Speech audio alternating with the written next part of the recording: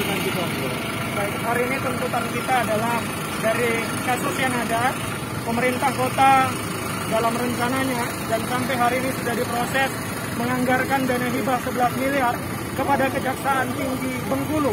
Dan melalui PUPR, pemerintah kota Bengkulu menyatakan akan memberikan kembali dana hibah tersebut kepada Polres Kendari dan lain sebagainya.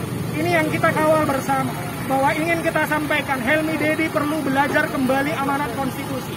Bahwa poin pertamanya adalah APBD itu untuk rakyat, bukan untuk jaksa. APBD itu untuk kemudian kesejahteraan rakyat, bukan kemudian diberikan kepada lembaga-lembaga hukum yang kemudian cenderung akan mengintervensi proses penegakan hukum. Kita sebagai mahasiswa patut menduga-duga atas kemudian proses hukum yang ada ditangani oleh Kejaksaan Tinggi, maka kita hari ini hadir mendorong Kejaksaan Tinggi dengan dana hibah yang ada tidak kemudian mengintervensi proses penegakan hukum yang ada. Ada kasus lahan Pemkot, ada kemudian temuan dan lain sebagainya yang kemudian harus segera dituntaskan. Ada kasus yang sudah didapatkan perkara lidik tingkat naik ke penyidikan harus dituntaskan. Oleh karena itu, pemerintah Kota Bengkulu dengan dana 11 miliarnya, kami menyatakan tidak paham konstitusi, dan ketika Kejaksaan Tinggi juga menerima itu, mereka tidak menggunakan hati nurani dengan memaknai bahwa amanat konstitusi itu, dana APBD harus dikembalikan kepada rakyat. Tuntutan kita adalah harus kemudian sama-sama mengawal bersama ini, agar kemudian dana APBD itu dikembalikan kepada rakyat. Ada banyak FTT yang 3 bulan gajinya tidak dibayar, ada banyak kemudian perangkat kebersihan, ada banyak kemudian perangkat warga yang kemudian gajinya tidak dibayarkan. Itu yang kita tuntut. PAD Kota Bengkulu sangat lemah.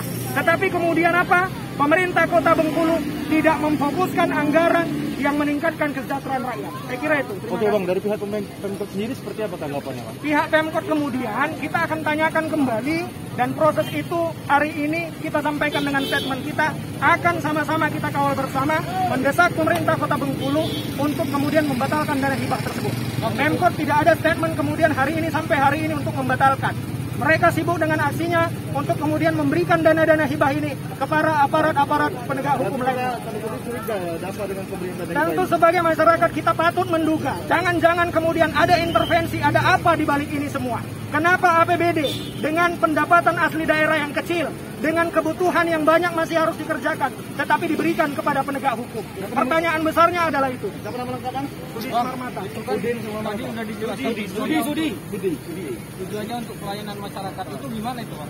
Tentu pelayanan masyarakat. Tadi kan disampaikan bahwa Pemkot menghibahkan itu untuk pembangunan gedung. Kita sama-sama lihat, apakah gedung itu sudah reot? Apakah gedung itu tidak ada AC-nya? Apakah gedung itu panas? Semua gedung itu masih layak. Masih banyak kemudian aset Pemkot yang lebih bagus diperbaiki daripada merehab kantor Kejaksaan Tinggi. Saya kira itu.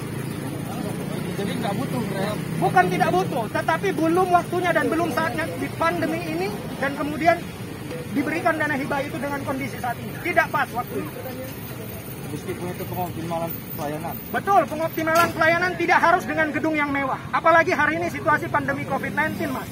Tidak harus dengan gedung yang mewah, bisa melaksanakan kinerjanya dengan baik. Kejati harus kemudian mampu mempertanggungjawabkan itu. Terima kasih. Nah, untuk instansi lain yang menerima hibah itu gimana? Itu akan kita kawal bersama. Kita akan melakukan aksi? secepatnya akan kita lakukan aksi. Kita emergency. Terima kasih ya. Pasti ya. Terima kasih ya.